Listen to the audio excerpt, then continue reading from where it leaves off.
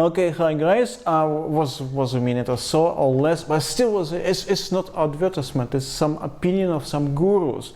Okay, we now have live guru as David Bain. And he's we've done it. I would just talk to David. We've done it 3 or 4 times with David Bain. He's very popular with us and with our audience. And every time he actually represents different company. I don't know what was probably adventure. So now it's Authoritas.com. David Bain. Okay. David, it's all yours. Well, it is wonderful to be back. Thank you so much for inviting me. Great. Let's hope it goes well. I'm sure it will. So Authoritas.com is the new name for analyticsseo.com. So that's where Authoritas.com comes from. So we're rebranding as part of that. But we're talking about content marketing today, of course. And I managed to catch just the last few moments of Kirsty's presentation. So that was wonderful. So I've got a lot to live up to with the quality that she shared. So thanks for that, Kirsty. And but let's get on with how to turn your content marketing into an online event. And that's very much what's happening here, of course. So who am I? Well, David Bain, Head of Growth here at Authoritas.com. If you want to follow me, it's at David Bain on Twitter there. You can catch up with the other things that I'm up to. But what are we going to be sharing today exactly? Well, we're going to be talking about how to turn your content marketing into an online event. And essentially, to begin with, I just want to cover why SEO articles no longer cut it when it comes to content marketing. You used to see these adverts all the time, SEO articles, 500 words, just $5 or any of that nonsense. That's not the kind of stuff that you want to be doing nowadays. You've got to select your content marketing medium and do a wonderful job at producing high quality content. I'd like to discuss the pros and cons between choosing podcasting or blogging as a content marketing platform. There are other options out there. We don't have enough time to cover every option. There's a couple of options that I'd like to just discuss. Then moving on to punching above your weight and competing with the big boys. There are a lot of massive brands publishing content online, and there is still yet an opportunity for smaller companies. You could have 5 employees, 10 employees, or a few more, but you can still compete with massive brands out there by doing things like producing your own online event. And so today I'm going to cover the 3 key content marketing event types that I focus on, and also 2 key content marketing event benefits. Okay, but starting off with this, the issue with traditional content publishing. So from an SEO perspective, as I mentioned, a lot of people still think it's fine just to publish an article on your website, to publish a blog post published by a third-party author that you've maybe paid fairly little money to. Maybe it's just 400 or 500 words. You've given them a keyword phrase to optimize for. You've published it on your website. And then after that, you've built links to it and waited for longer-term organic traffic to kick in. Now, that is a major problem in 2016. So why is that? It's because there's so much noise about nowadays. The publish and share model is much harder than it used to be. 5 or 10 years ago, you had not many people publishing online compared with there are now, but there are so many people publishing online now, so you need to differentiate yourself. You need to be doing something a little bit different and better compared with everyone else out there. Did you know that over 2 million blog posts are published every single day online? So that's according to this website, worldmeters.info/blogs. They can actually detect through Technorati and other metrics blog posts roughly being published, and you can see the number going up there. It's probably higher than that at the moment. I took this screenshot a short time ago today, but I've seen it over 3 million before as well. So on average, over 2 million blog posts are published every single day. But did you know that there are approximately only 10,000 new podcast episodes published every day on iTunes? And iTunes, of course, is the most significant, or some people say the only important place to look at when it comes to podcasts out there that are worthwhile taking a note of. So That's according to Reddit. There are quite a few people posting that. The stats look fairly genuine, and I think it's reasonable to assume that approximately 10,000 new podcast episodes are published on iTunes every day. So what does that mean? Well, that means 200 times more blog posts are published every day compared with podcast episodes. So a massive discrepancy there. But what's the difference there? And is it the fact that blog posts are actually read maybe 200 times more than podcast episodes? So if that was the case, then you could understand that. But that's not the case at all. Because, again, looking at these stats here from MaximizeSocialBusiness.com, you can see that 17% of US adults are listening to podcasts. That's around about 50 million Americans are listening to podcasts on a regular basis.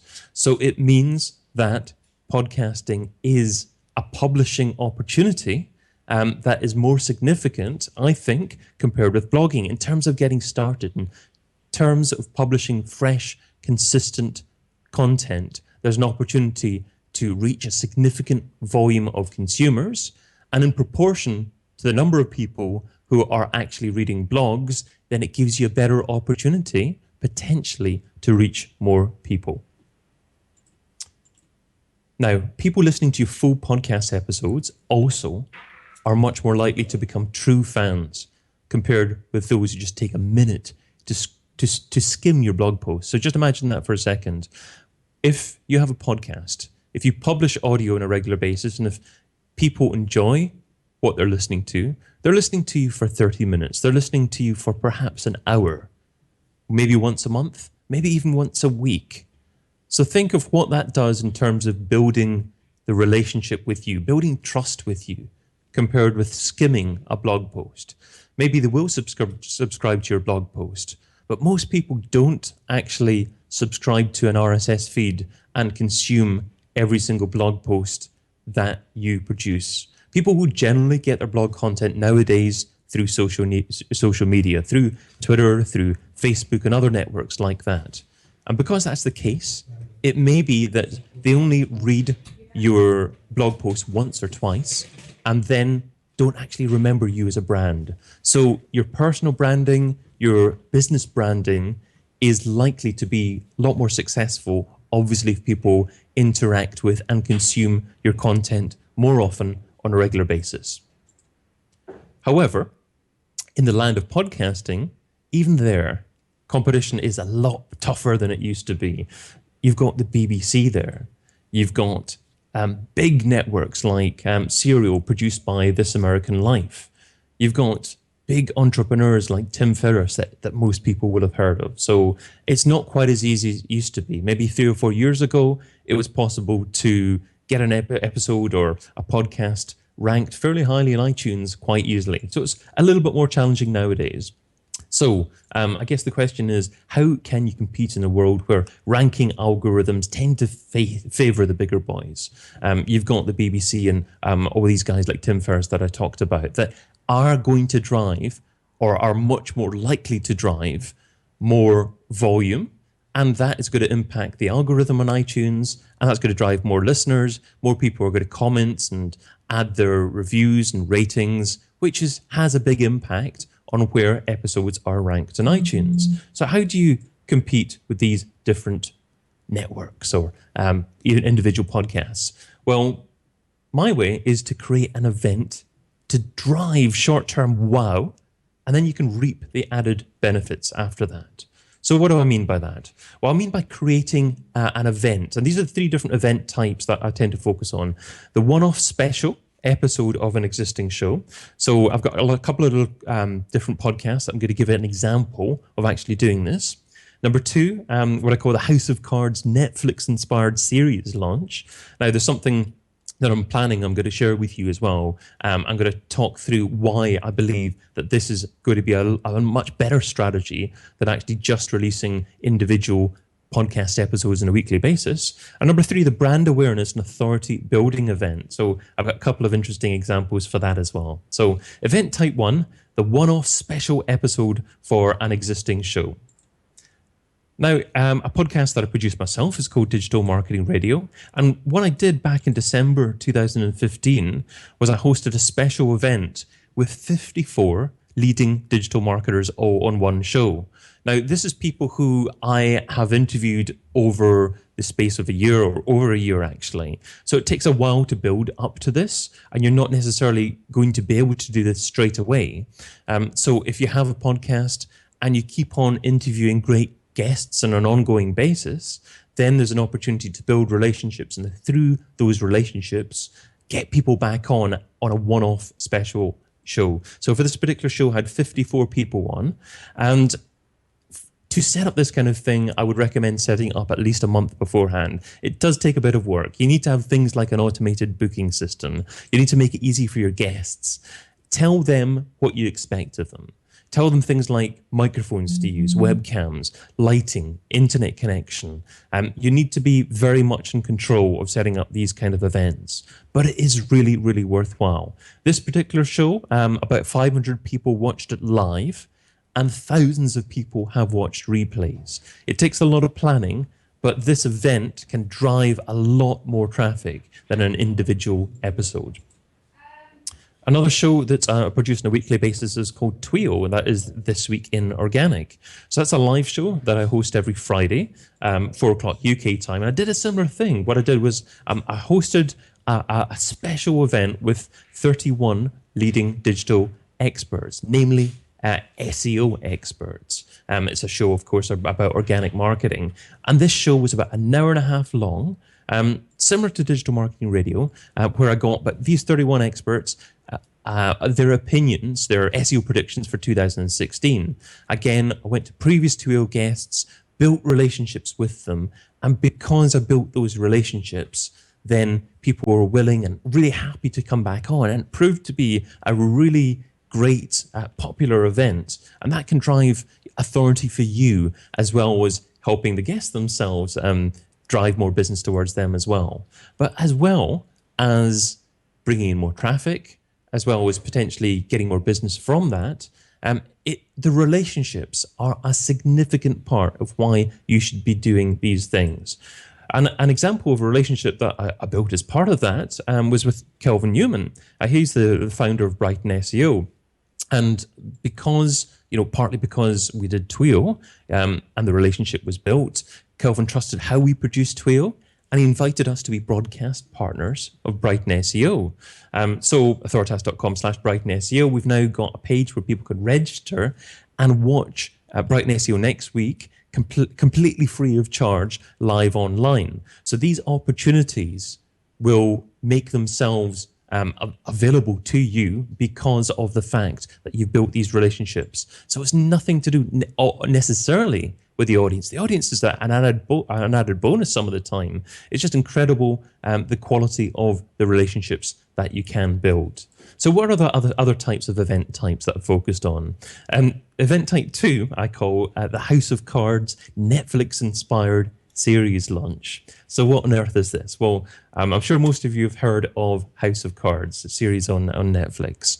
But what is so special about how they promoted themselves? Well, first of all, it was only online. So this was the first major TV series, really, that I can remember that was only published online and got a mass of press coverage. And one of the reasons why it did get so much coverage was instead of actually publishing the episodes on an ongoing basis once a week, what they actually did was they made every single episode of the whole series available immediately at the same time.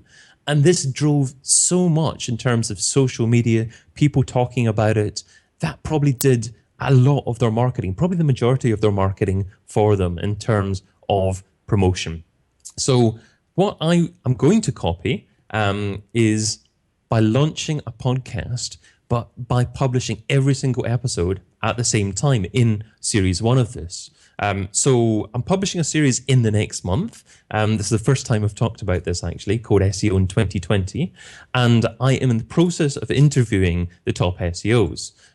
So what I could do is publish these as individual podcasts on a weekly basis. But no, I'm going to publish everything at the same time. So I've interviewed or interviewing people like Rand Fishkin, Bas van den Belt. So get all the photos out here. Greg Gifford, Barry Adams, Lisa Myers, Alida Solis, Lucas Zelezny, also Mike King, Eric Enge, and also Dwayne Forrester. So these are massive people within the SEO industry. Wonderful to get them on individual episodes, but can you just imagine the impact of launching a series with all of this at the same time on iTunes? And then you can drive people back to your own website and get people interested in perhaps reading the transcript of every single conversation or some kind of added content that you want to do that. iTunes can act as the funnel of content into your website. So think of it as another search engine. It's just like Google. People discover content there. A lot of people think, Google or perhaps YouTube are the most important search engines. Something like iTunes can be a massively important search engine. So I'm really looking forward to this experiment of launching these episodes all at once, and that's this big event that's going to be happening. But let's talk about event type number 3, which I call the brand awareness and authority building event. So what's this? Well, here's a great example that we're on right here, webpromo.expert. What Anton does is builds authority by producing these wonderful events, getting amazing guests on, and driving people, or not even driving people, just because of that, people are made aware of the fact that Web Promo Expert offers online marketing fundamentals courses. It happens naturally as long as if the event that you put on is relevant and related to what you do as a business. And of course, by relating to your business, by associating with other people in the industry, you build up your own authority as well. Here's another example as well, and that is a conference that's happening next week as well, called the UK Podcasters Online Conference. Now, that is driving people towards a great event called New Media Europe that's put on by a couple called Mike and Isabella Russell. They do a wonderful job of putting on the event, but this is an incredible conference, a great example that they're putting on. They're actually putting on a 36-hour all at once online event. They're hosting it the whole time. So I'm not sure how they're going to manage it, but it's a wonderful way of driving new people and making them aware of New Media Europe. That's the ultimate goal of things. And there are 2 key event benefits that I'd like to talk about, and that kind of relates to New Media Europe as well. I'd like to retain that as an example here. Firstly, I'd like to talk about building a social surge on event day, and then secondly, building key industry influencer relationships. So retaining this example, the UK Podcasters Conference. So what happens after you register is you get this page here, and you get Mike Russell saying, hey, thanks for registering. But a lot of people, when they put on an event or even actually subscribe people to their email list, make a bit of mistake and they don't take full advantage of this opportunity. This is Mike saying, thanks for registering, but we would love you to help us to promote it. So if you click that button, add your support, it takes you to this page, which is a website called Thunderclap. And Thunderclap will automatically post tweets for anyone that signs up to this particular page that Mike Russell created.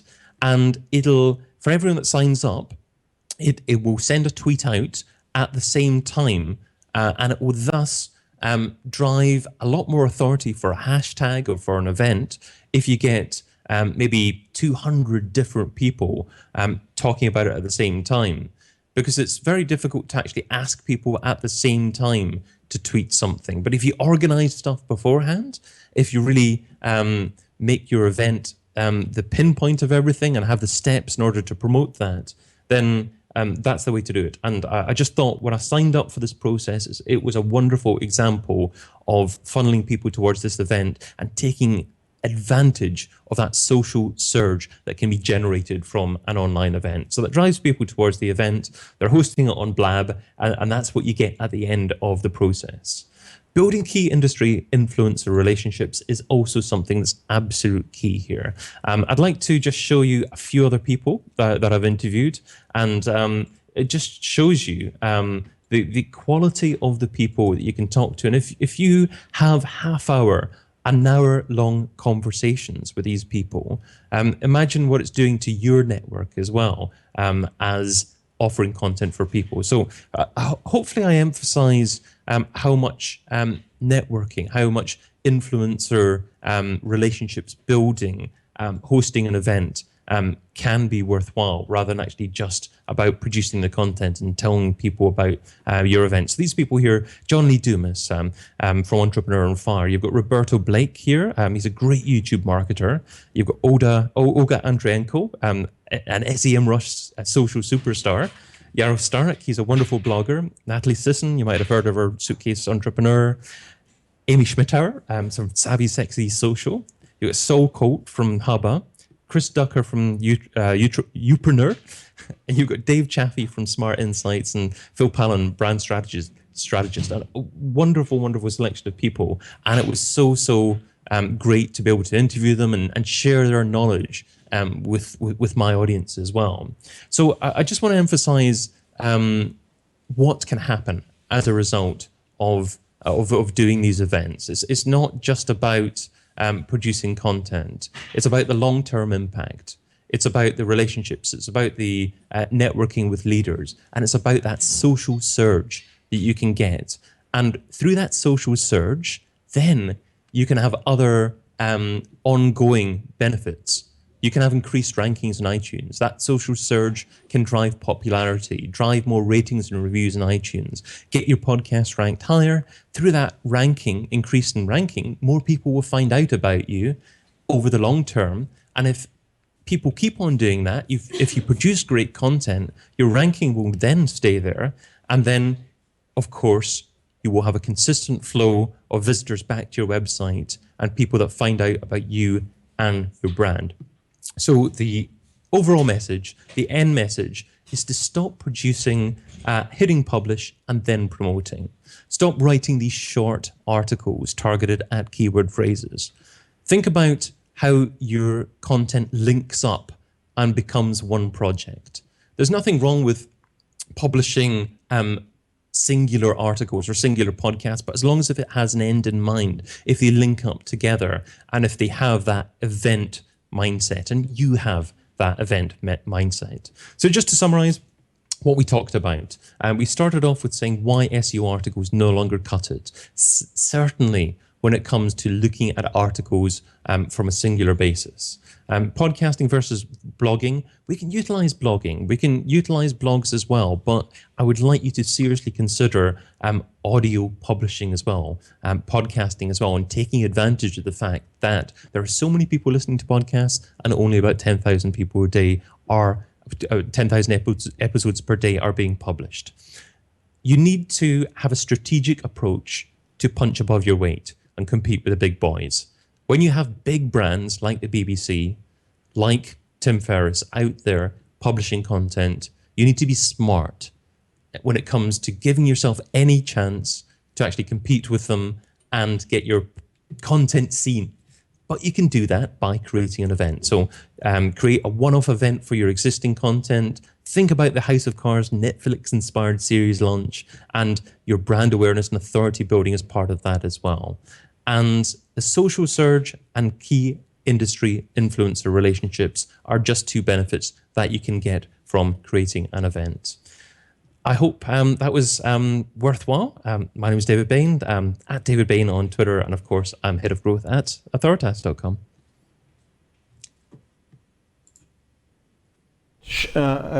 Stop sharing screen, and we still have a little bit of time for chat or questions. Can you stop sharing screen? Yes, okay. Wonderful.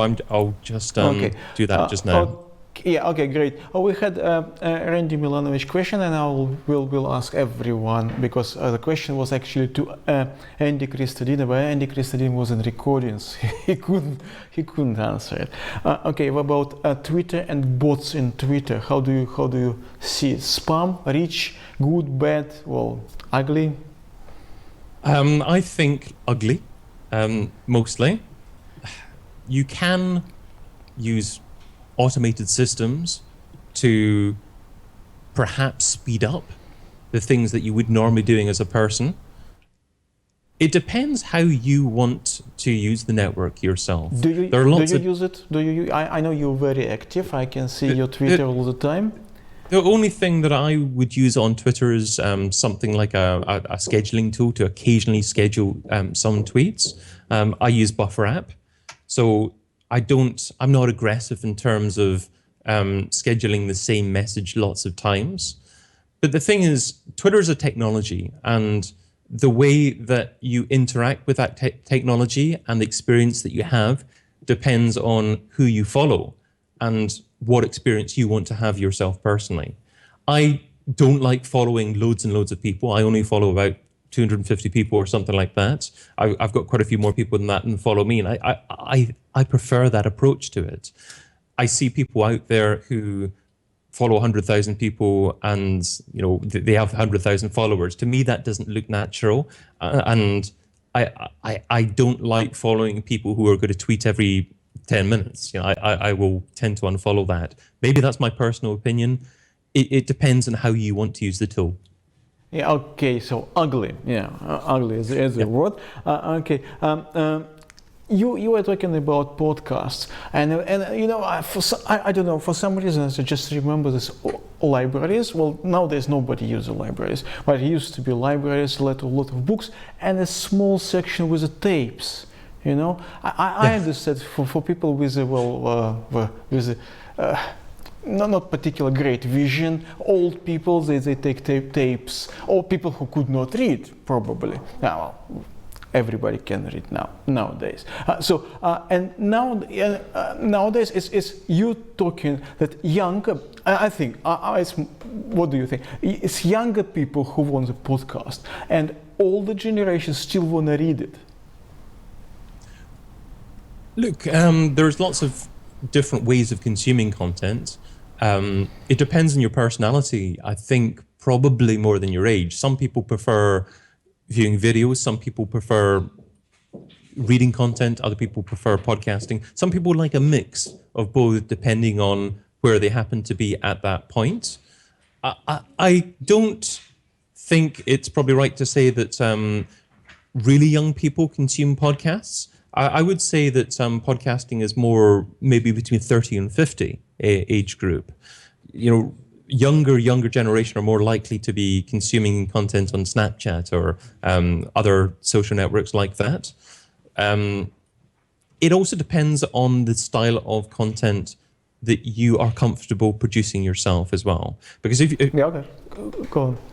Because if you're a content producer and you don't like writing that much, then the quality of the writing that you produce isn't going to be good enough. There are enough people, probably in most markets, to produce a podcast if audio is this type of content that you love to produce. You've got to do stuff that you love to do as well as stuff that your audience like to consume. That's why you concentrate on podcasts. Yeah, you have your radio and a podcast, because obviously it's not only blog and podcast, video. You mentioned iTunes, but YouTube is existence. It's enormous. Everything there, and obviously your podcast would compete not only against blog, but against all the video content. Yeah, I mean, people tend to consume podcasts on their Android, on their iPhone, depending on what device they have, but when they're on the move. So they're doing something else. So they're unlikely to be able to read or consume video. Okay, people are on the move quite often. Yeah, okay, it's like a car radio.